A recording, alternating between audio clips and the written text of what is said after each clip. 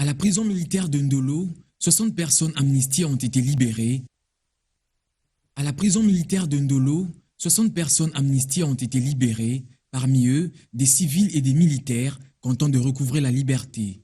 Il est vrai que j'étais reproché d'avoir participé à un mouvement insurrectionnel.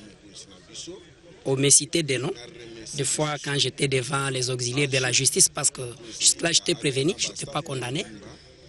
Et on me parlait que je suis du Conseil supérieur pour la paix, au site Kivu à Bukavu. Mais enfin, j'ai été amnistié dans ce contexte-là. Après 4 années passées derrière les barreaux, cet ancien officier des FRPI pense maintenant au développement de sa province et de la RDC en général. L'heure a sonné, nous devons servir notre nation. Ça ne sert à rien en ce que nous puissions continuer à extorquer, à maltraiter nos propres frères et sœurs qui sont là, faisant les travaux chapitres, les peu de bénéfices qu'ils obtiennent, qu'on vient les rafler. Nous devons servir notre nation.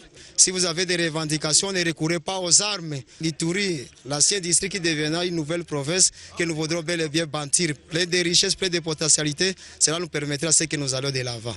À la prison centrale de Makala, 23 personnes ont été libérées. Même processus, appel nominal par le colonel Christophe Mputu, avocat général des FRDC. Pour les ex-militaires, il faut choisir entre la vie militaire et civile.